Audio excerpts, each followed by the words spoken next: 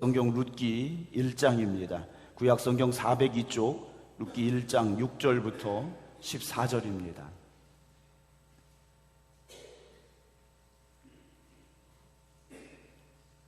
구약 성경 402쪽 룻기 1장 6절부터 14절입니다.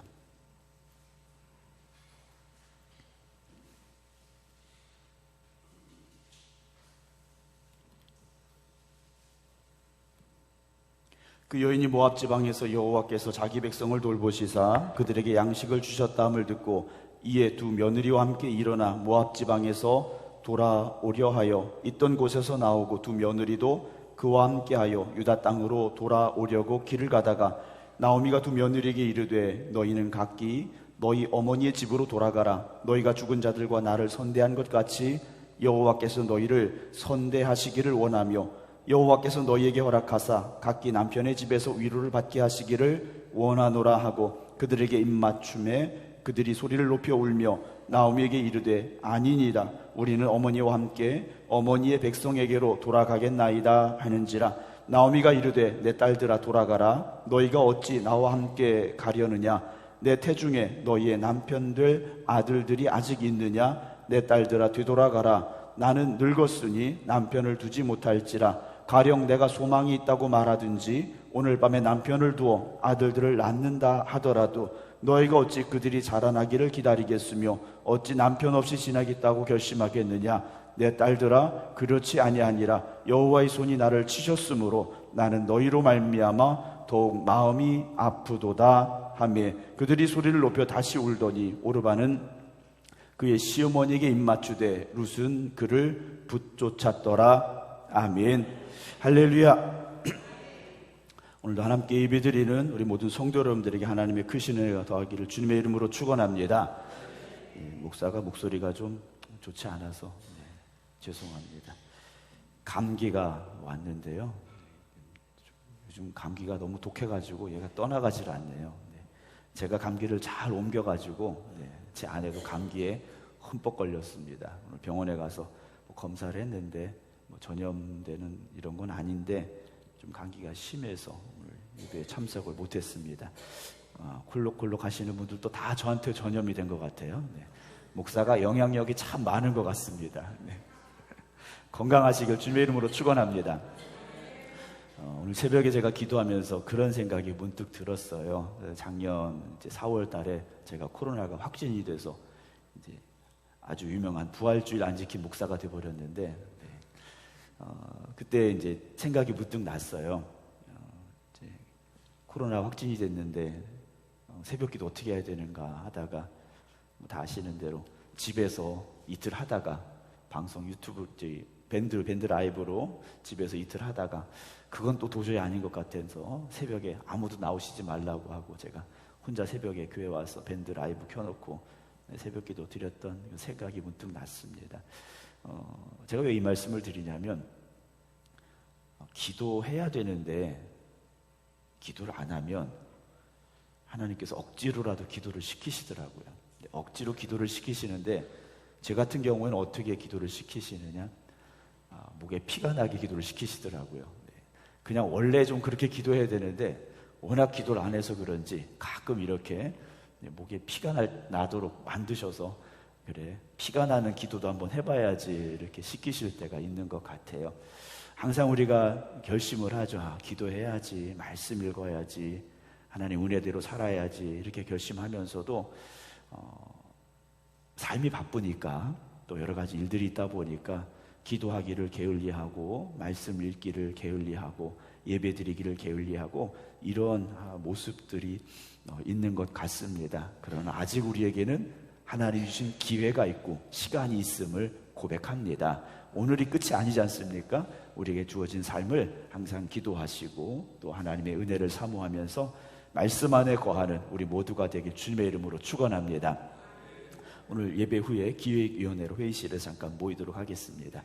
제가 목회를 1999년에 시작을 했습니다. 한참 젊을 때 시작을 했죠.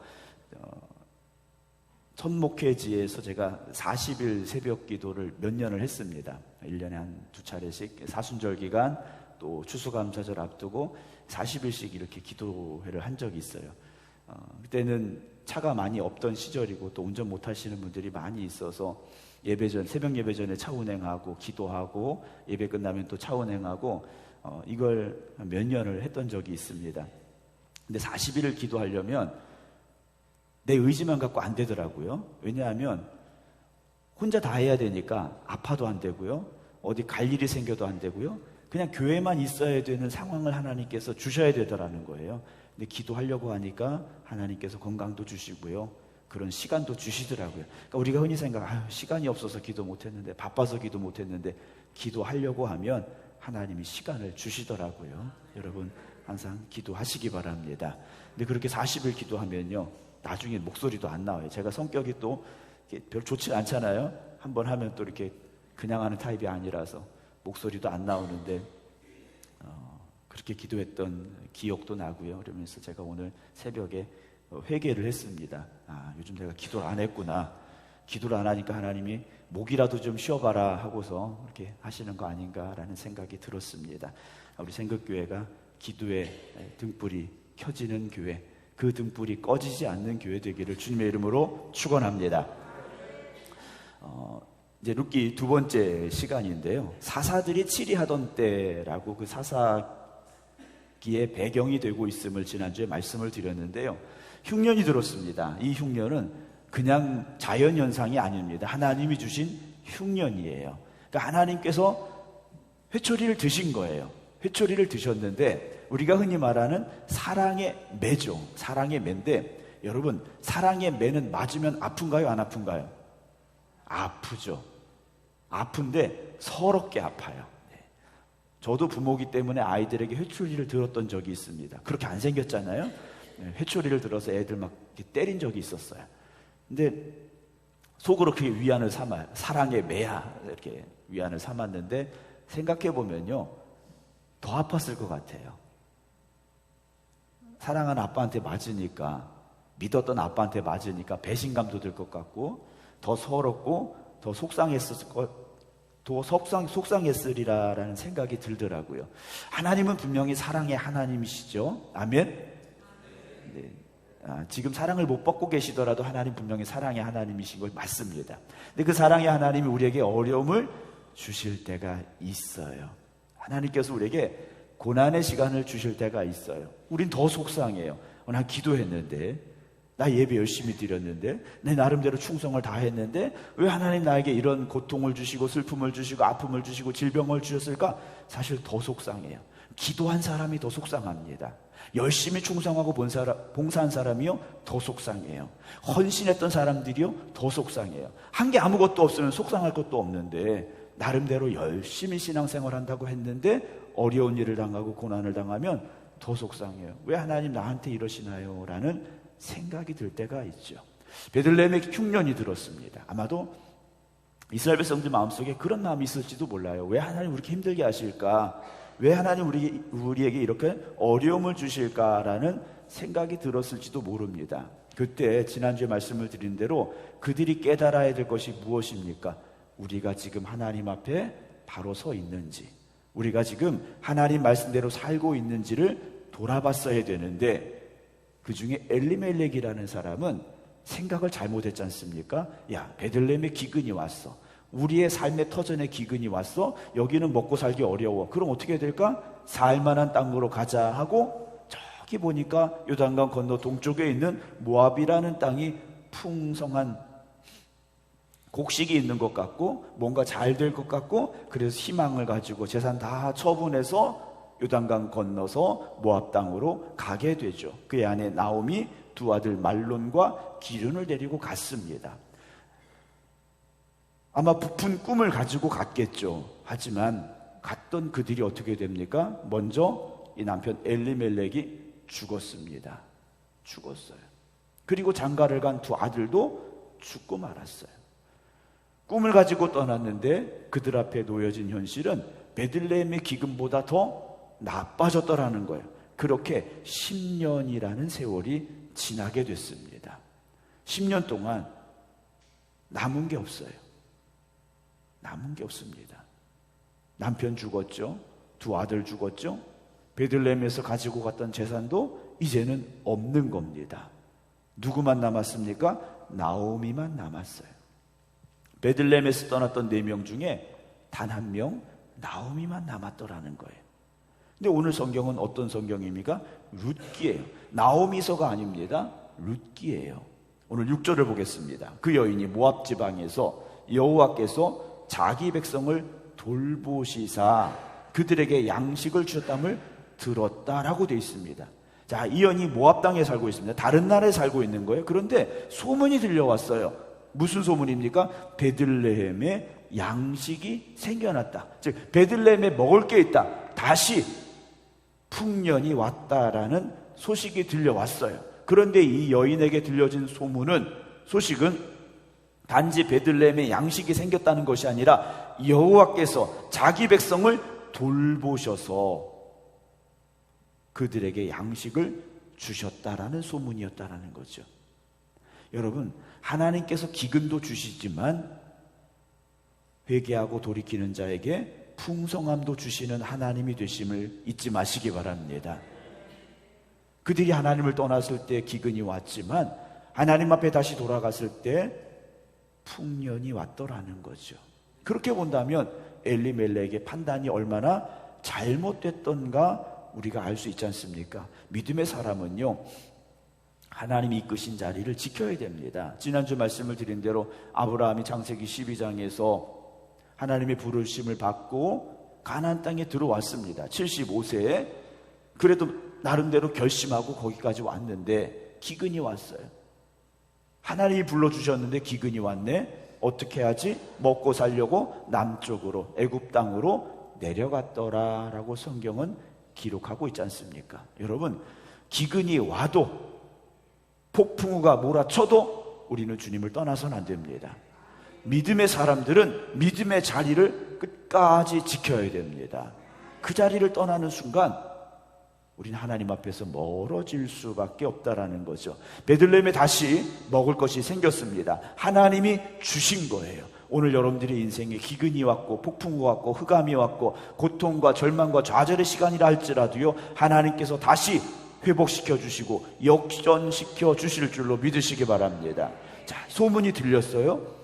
그랬더니 이 여인이 어떻게 합니까? 두 며느리와 함께 일어나 모압 지방에서 돌아오려고 했다라고 되어 있습니다. 이 나오미라는 여인이 베들레헴의 양식이 다시 풍성해졌다라는 소문을 듣고 결심을 합니다. 뭐라고요? 베들레헴으로 돌아가자라고 결심을 해요. 먹을 게 있어서 돌아가겠다. 여러분, 사실 나오미 입장에서는요, 가지 않는 게 나아요. 고향을 떠날 때는요, 모든 사람에게 우리 모압 가서 잘 살 거야 하고 떠났겠죠. 그런데 지금 현실이 어떻습니까? 10년이라는 세월이 지난 동안 남편 죽었죠. 두 아들이 죽었죠. 가진 재산 다 허비했습니다. 먹고 살기 어려운 상황이 된 거예요.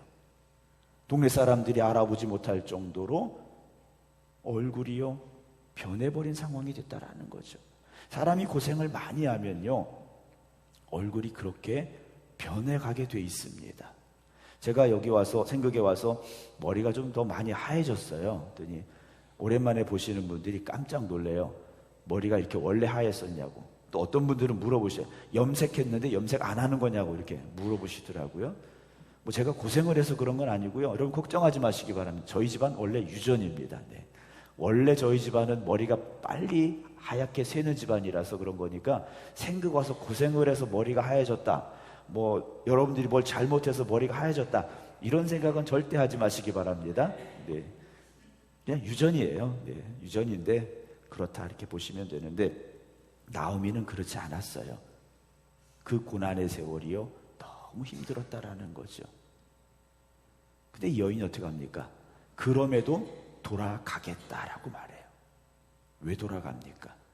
돌아가봐야 사실 집도 없죠. 농사지을 땅도 있는 게 아니에요. 그리고 초라한 자기 모습으로 가야 돼요. 금이 환영하는 게 아니라는 겁니다. 비단옷 입고 환영받으면서 집에 가는 게 아니에요. 가면 사람들이 얼마나 수군거리겠습니까? 사람들이 얼마나 손가락질하겠어요? 잘 살아보겠다고 가더니 남편 죽었죠. 두 아들 죽었죠. 행색이 초라하죠. 빈손으로 왔는데 무슨 좋은 소리가 들리겠습니까? 근데 이 여인이요, 돌아가요. 돌아가는 이유는 딱 하나입니다. 하나님께서 자기 백성을 돌보셨다라는, 내가 이제 돌아가야 될 자리가 그 자리라는 것을요 깨달은 겁니다. 내가 잘못 떠났구나. 하나님 앞에 있어야 되는데, 믿음의 자리에 있어야 되는데, 내가 단지 먹고 살려고 모압 땅으로 떠났다라는 것이요 잘못되었던 것임을 이제는 깨닫게 된 거죠. 그래서 6절 마지막에 뭐라고 되어 있습니까? 돌아오려 하여 라고 되어 있어요. 탕자의 비유를 우리는 알지 않습니까? 아버지에게 두 아들이 있었는데 이 둘째가 생각이 좀 잘못됐어요. 아버지가 멀쩡히 살아계신데, 아버지 돌아가시면 나에게 올 유산을 먼저 좀 땡겨주세요. 그래가지고 그거 다 팔아가지고 먼 곳에 가서 잘 먹고 잘 살아보려고 했는데 뜻대로 안 됐지 않습니까? 재산 다 잃어버렸어요. 돼지 키우면서 돼지가 먹는 열매도 마음껏 먹을 수 없는 처지가 되니까 이 아이가 어떻게 합니까? 깨달았어요. 어떻게 하자고요? 돌아가자고요. 아버지 집으로 돌아가자고 깨달았다라는 거죠. 여러분, 다 잃어버리고 나서 깨닫는 건 참 어리석습니다. 뭔가 안 되고 나서 깨닫는 건 좀 그렇지 않습니까? 오늘 우리가 깨달아야 되고, 오늘 우리가 다시 하나님 앞에 바로 서기를 주님의 이름으로 축원합니다. 그 시계가 있어요. 표준 시계라는 게 있는데, 뭐 원자 시계도 있고 뭐 전자 시계도 있고 이런 게 있는데, 뭐 100년 동안 뭐 100년이 흘러도 뭐 0. 몇몇 초 달라지는 그런 뭐 시계 이런 게 있어요. 그런데 그런 시계도요, 시간이 어느 정도 지나면 다시 맞춰줘야 되는 시점이 있더라는 거예요. 오늘 우리도요, 믿음으로 살려고, 말씀대로 살려고 열심히 노력해도요, 어느 순간 나를 돌아보면 하나님 말씀에서 조금 떠나 있을 때가 있어요. 그 틈으로 뭐가 들어오겠습니까? 내 생각이 들어가는 거예요. 마귀의 유혹이 들어가고요, 세상의 종욕이 우리에게 들어온다라는 거죠. 그 틈이 벌어지기 시작한 걸 우리가 빨리 깨닫고 하나님 앞에 다시 돌아서야 됩니다. 그 틈이 벌어진 걸 모르고 그냥 계속 가다 보면 얼마나 멀리 가겠습니까? 그땐 돌아오기가 너무 힘들다라는 거죠.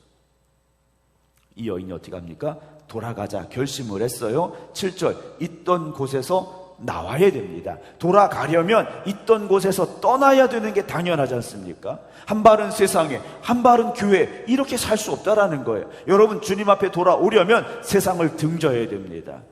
그렇지 않고는 하나님 앞에 돌아올 수가 없다라는 거죠. 모압 땅에서 베들레헴으로 돌아오려면 모압 땅에서 떠나야 되고, 요단강을 다시 건너야 되고, 한 걸음 한 걸음 베들레헴을 향해 가야만 되죠. 자, 일어났습니다. 나왔어요. 두 며느리도 이 나오미와 함께 유다 땅으로 돌아오려고 길을 갔어요. 두 며느리가, 오르바와 루시라는 이 두 며느리가, 남편은 죽었지만 시어머니 나오미하고 함께 길을 떠난 겁니다. 그런데 8절에 나오미가 길을 가다가 두 며느리에게 이렇게 말해요. 너희는 각기 너희 어머니의 집으로 돌아가라. 친정으로 가라 그래요. 나오미가 가다 생각해 보니까 돌아간다고 뾰족한 수가 있는 게 아니에요.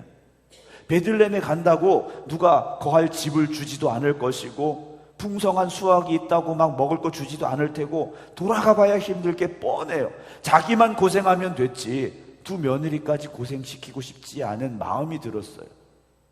그래서 두 며느리에게 말하죠. 너희는 각기 너희 어머니 집, 즉 친정으로 다시 돌아가라 그래요. 너희가 죽은 자들과 나를 선대한 것 같이 여호와께서 너희를 선대하시기를 원하며 라고 이 나오미가 이 여인들에게, 며느리들에게 말하는 거예요. 아마 이 며느리 둘이요, 나오미에게 잘했던 것 같아요. 남편은 죽었지만 이 시어머니 나오미에게 참 잘했던 것 같아요. 그래서 나오미가 하나님께서 너희들을 선대하시기를 원한다 하면서 9절에 여호와께서 너에게 허락하사 각기 남편의 집에서 위로를 받게 하시기를 원하노라. 즉 돌아가서 친정에 가서 있다가 좋은 남자 만나서 잘 살아라 라고 며느리 둘에게 이 나오미가 이야기를 하는 거예요. 그들에게 입맞춤에 그들이 소리를 높여 웁니다. 나오미에게 이르되 10절, 우리는 어머니와 함께 어머니 백성에게로 돌아가겠습니다라고 이 두 며느리가요 끝까지 나오미를 놓지 않는 거예요. 인간적인 생각을 보면 친정 가서 좋은 남자 만나서 다시 가정을 꾸리는 게 이 여인들에게 있어서는요 훨씬 좋은 선택입니다. 근데 이 두 며느리가 가지 않겠다는 거예요. 어머니하고 같이 가겠다라는 겁니다. 11절 나오미가 말하죠. 내 딸들아 돌아가라. 너희가 어찌 나와 함께 가려느냐? 내 태중에 너희의 남편들 아들들이 아직 있느냐? 내 딸들아 되돌아가라. 나는 늙었으니 남편을 두지 못할지라 가령 내가 소망이 있다고 말하든지 오늘 밤에 남편을 두어 아들들을 낳는다 하더라도 너희가 어찌 그들이 자라기를 기다리겠느냐. 이 시대에 홀로 된 여인들은요 살아갈 길이 막막한 겁니다. 아들이 없는 여인들은요 외롭게 살아야 되고 자기를 돌보아줄 사람이 없는 거고요. 이런 현실인 거예요. 나오미가 하는 얘기는 뭐냐면 남편 두 아들이 죽었지 않습니까? 그럼 내가 혹시 뱃속에 잉태된 아들이 있어서 그 아들을 내가 출산해서 그 아이가 커서 너희들을 책임질 수 있다? 그런데 그거 안 되지 않느냐라는 거예요. 현실적으로 우리 집에서 너희들을 보살펴줄 남자는 없다라고 나오미가 이야기를 하는 겁니다. 그런데 어떻게 남편 없이 지내겠다고 너희들이 결심하느냐? 안 된다라는 거예요. 자, 13절 중간에 나오미가 이 말을 하면서 한 가지 아주 의미심장한 말을 합니다. 내 딸들아 그렇지 아니라 여호와의 손이 나를 치셨으므로라고 말해요. 나오미가요 하나님의 손이 나를 치셨다라고 말합니다. 어떤 의미에서 그런 말을 했는지는 정확히 우리가 알 수는 없습니다만 아마도 남편이 죽었고 두 아들이 죽은 이 현실을 보면서 베들레헴을 떠난 것에 대한 하나님의 채찍이었고 회초리였다라고 이 나오미는 생각을 하는 것 같아요. 우리가 좀 기근이 오고 먹고 살기 힘들어도 베들레헴을 지켰어야 되는데 하나님의 백성으로서 하나님의 자녀로서 그 땅을 지켰어야 되는데 우리가 하나님 버리고 이방인의 땅에 간 것을 하나님께서 기뻐하지 않으셨구나. 그래서 하나님의 손이 나를 치셨구나 라고 이 여인이 말하는 것이 아닐까 하는 생각을 하죠. 그래서 나는 너희로 말미암아 더욱 마음이 아프다라고 말해요. 나는 그것 때문에 더 마음이 아파. 너희들이 잘못한 거 하나도 없는데 우리가 잘못된 선택을 해서 여기까지 와서 이런 일을 만났고 너희들이 이렇게 힘든 상황에 처했다라는 것이 나는 너무 가슴이 아프다라고 이 여인이요 지금 며느리들에게 말하고 있습니다. 그랬더니 14절에 그들이 소리를 높여 다시 울었어요. 그러면서 오르바는 그 시어머니에게 입맞추되 룻은 그를 붙쫓았더라 라고 되어 있습니다. 오르바는요 어머니가 시어머니가 이렇게 간곡하게 만류를 하니까 그래요 어머니 말이 맞습니다. 내가 친정으로 돌아갈게요 하면서 입맞추고 돌아갔습니다. 그런데 룻이라는 여인은요 고집이 참 셌던 것 같아요. 어떻게 했습니까? 시어머니를 붙쫓았더라 라고 되어 있습니다. 이 붙쫓았더라는 말의 뜻이 뭐냐면 붙들고 매달려 늘어졌다라는 뜻이에요. 그러니까 끝까지 붙잡았다라는 겁니다. 끝까지 붙잡았다라는 거예요. 여러분 신앙은요 그렇게 해야 되는 것 같습니다. 적당히 하는 것도 아니고요 그냥 할 만큼 하는 것도 아니고요 끝까지 붙잡고 매달려야 됩니다. 끝까지 붙잡고 매달리지 않는 신앙은요 진짜 신앙이 아니다. 저는 그렇게 생각을 합니다. 열쇠를 혈룰 줄 알았던 여인이 있었습니다. 사람들이 다 부정하다고 여겼고 사람들이 있는 곳에는 갈 수 없는 현실이었어요. 그런데 이 여인이요 어떻게 합니까? 내가 예수님의 옷자락을 만지기만 하면 내 병이 나으리라 믿었습니다. 그리고 부정한 여인임에도 불구하고 사람들을 비집고 어디로 갑니까? 주님께로 갔어요. 목숨 걸고 주님께 갔습니다. 어떻게 됐습니까? 옷자락을 만지는 순간 이 여인의 병이 나았지 않습니까? 여러분 우리가 그렇게 한번 주님 앞에 매달려 보기를 주님의 이름으로 축원합니다. 적당히 해보고 안 되면 그만하지라는 신앙이 아니라 정말 내 목숨 걸고 주님 의지합니다. 에스더처럼 죽으면 죽으리다 라는 각오를 가지고 우리가 하나님 앞에 매달려 보자라는 거죠. 그렇게 해보고, 여러분 그렇게 해보고 한번 생각해 보세요.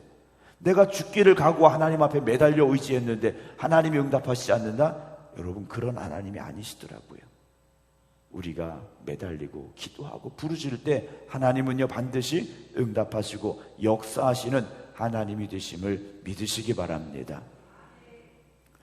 이 룻이라는 여인은요 시어머니를 붙잡고 매달렸습니다. 다음 주에 드릴 말씀입니다만, 어머니 가시는 곳에 나도 갑니다. 그곳이 어디든 나는 가겠습니다 라고 고백하며 나아가는 모습을 보게 됩니다. 그런데 이 룻이라는 여인을 우리가 생각해 보면요, 단지 시어머니를 향한 효심만 많았느냐, 어떤 인간적인 사랑이 많은 여인이었느냐? 아닙니다. 왜 하나님께서 이 여인을 택하셔서 다윗의 조상이 되게 하셨을까? 믿음이었다라는 거죠. 이방 여인이었음에도 불구하고 믿음의 여인이었다라는 겁니다. 이스라엘 백성들이 출애굽을 하고 요단강을 건너 들어와서 여리고 성을 함락시키게 되죠. 그때 정탐꾼 둘이 여리고 성에 들어갔다가 누구를 만났습니까? 기생 라합을 만났어요. 좋게 말해서 기생이지 몸을 파는 여인이었습니다. 그런데 이 여인은요 어떤 여인이었습니까? 하나님을 향한 믿음의 고백이 있는 여인이었다라는 거죠. 그 여인이 어떻게 됩니까? 예수님의 족보에 올라간 여인이 되지 않습니까? 오늘 룻이라는 여인이요 남편이 죽은 홀로 된 여인이었어요. 그런데 믿음으로 시어머니와 함께 베들레헴으로 돌아올 때 그 여인 역시 예수님의 족보에 올라가는 여인이 됐더라는 거죠. 오늘 여러분, 내가 어떤 뛰어난 능력과 재능, 어떤 자격을 갖추어서가 아닙니다. 하나님은요 우리의 중심을 보십니다. 우리의 믿음을 보시지 않습니까? 여러분, 저나 여러분 우리 모두가 다 하나님께서 보시기에 기뻐하실 수 있는 그 믿음의 주인공들이 되기를 주님의 이름으로 축원합니다. 다시 믿음의 자리에 서시기 바랍니다. 다시 하나님 앞에 서시기 바랍니다. 그리고 이 룻처럼 매달리시기 바랍니다. 나는 하나님밖에 없습니다. 나는 하나님밖에 없습니다. 하나님 나와 함께 해 주시옵소서. 하나님 나를 붙잡아 주시옵소서. 그 믿음으로 세상에 나아가서도 하나님과 동행하는 그 믿음의 승리를 누릴 수 있는 저와 여러분들이 되기를 주님의 이름으로 축원합니다. 기도하겠습니다. 오늘도 살아계시며 우리와 함께 하시는 아버지 하나님, 우리가 살아가는 세상이 우리의 뜻하는 대로, 우리가 계획하는 대로 되어지지 않을 때가 너무나도 많이 있습니다. 우리가 기도함에도, 우리가 말씀대로 살려고 함에도 우리의 뜻대로 되지 않을 때가 있습니다. 그러나 그런 순간, 그런 상황, 그런 삶을 마주한다 할지라도 믿음의 자리를 지키게 하시고 기도의 자리를 지키게 하시고 하나님 앞에 설 수 있는 저희들이 되게 하여 주시옵소서. 오늘도 우리 자신을 돌아보기를 원합니다. 내가 지금 하나님 앞에 바로 서 있는지, 내가 지금 말씀대로 살고 있는지 뒤돌아보게 하여 주시옵시고 오직 하나님이 기뻐하시는 믿음으로만 살아갈 수 있는 저희들이 되게 하여 주시옵소서. 아무리 우리에게 힘들고 어려운 일이 찾아온다 할지라도, 우리에게 시련과 역경이 찾아온다 할지라도 하나님 앞에서 떠나지 않게 하시고 하나님만 붙잡고 나아갈 수 있는 저희들 되게 하여 주시옵소서. 이제는 우리 주 예수 그리스도의 은혜와 아버지 하나님의 극진하신 사랑하심과 성령님의 감동 감화 역사하심이 오늘도 우리와 함께 하시며 우리를 사랑하시고 은혜 주시는 하나님을 바라보며 기도드리는 모든 성도들 위해 이제부터 영원토록 함께 하시기를 간절히 축원하옵나이다. 아멘.